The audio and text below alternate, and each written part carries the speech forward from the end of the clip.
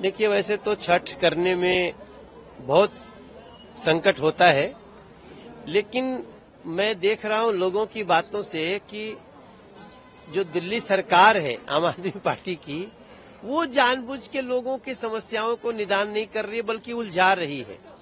हम हर साल छठ समितियों को बुलाते हैं। यहाँ जितने लोग आए हैं ना, लगभग अभी जो लिस्ट बना रहे थे, करीब 448 छठ समितियों के अध्यक्ष यहाँ पे आए हुए हैं। और बहुतों की समस्या ये है कि मेरी छठ समिति है, हमारा जगह कैंसिल कर दिया। किसी की समस्या है कि हमारा छठ समिति का नाम और उसका अधिकारी किसी और को बना दिया, सिर्फ छठ का जो पैसा मिलता है वो लेने के लिए। तो ये बहुत ही सनसनीखेज जानकारियां इसमें आ रही हैं।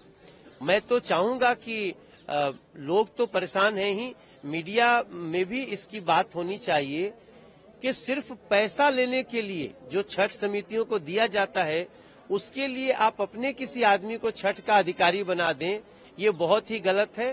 कुछ और भी जानकारियां मिली हैं, जैसे किसी का अचानक परमिशन कैंसिल हो रहा है, तो हम इन सारे लोगों का एक लिस्ट ले करके हम चीफ सेक्रेटरी से संपर्क करके इस सारी जानकारी को, डिविजनल कमिश्नर के लोग बैठे हैं, दे आर नोटिंग डाउन।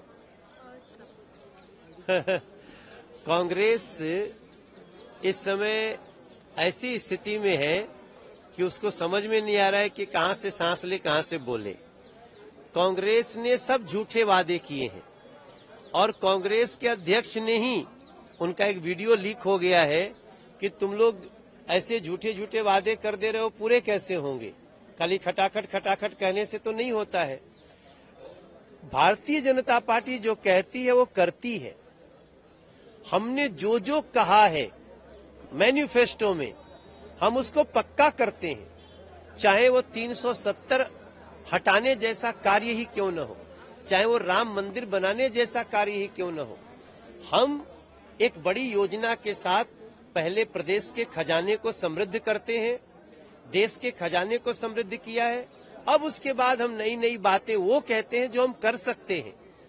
तो भारतीय जनता पार्टी झारखंड में जो चुनाव लड़ रही है हमारी, वो अमित शाह जी ने आज मैनिफेस्टो दिया है। और हम चाहे 2100 रुपया हो या 500 रुपया गैस में हो, जो जो मैनिफेस्टो में लिख दिया भारतीय जनता पार्टी ने, वो होके रहेगा।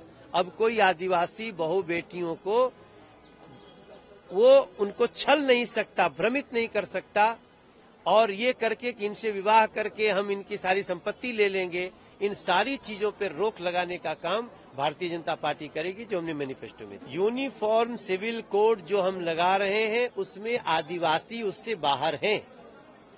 आदिवासी संस्कृति का हम, आदिवासी संस्कृति का मतलब क्या है? आदिकाल से आ रही संस्कृति, उस संस्कृति को हम बिल्कुल सम्मान कर रहे हैं।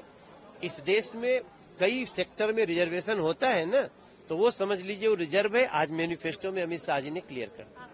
कांग्रेस अब बोलने लायक तो रही नहीं। आज प्रियंका बडेरा जी को चुनाव लड़ने केरल जाना पड़ा।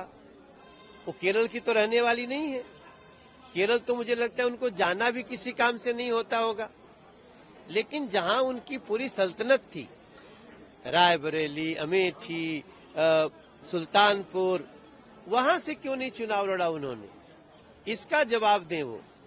और ये प्रियंका बडेरा जी को भी पता है कि उनके घर में जमीन हड़पने का काम होता होगा, उनके यहाँ झूठे वादे करने का काम होता होगा। भारतीय जनता पार्टी जो कह देती है वो करती ही करती है, और ये विश्वास जनता को है। दिल्ली में जमुना जी पर 2020 से छठ को बैन कर दिया गया। 2020 में आम आदमी पार्टी की सरकार थी। कारण हमें ये बताया गया, हम लोग कई बार इसके लिए आंदोलन भी किए, हमें चोट भी लगी। एक बार तो कान में बहुत हमको भारी चोट लगी थी पानी के बौछार से। हम एनजीटी प्रमुख से मिले हैं। एनजीटी प्रमुख ने भी कहा हमने कहीं भी यमुना जी पे छठ को बैन नहीं किया है, ये दिल्ली सरकार का निर्णय है। और मैं समझता हूं कि जैसे ही अगले साल भारतीय जनता पार्टी की सरकार बन जाती है, हम यमुना जी पर धूमधाम से छठ कराएंगे।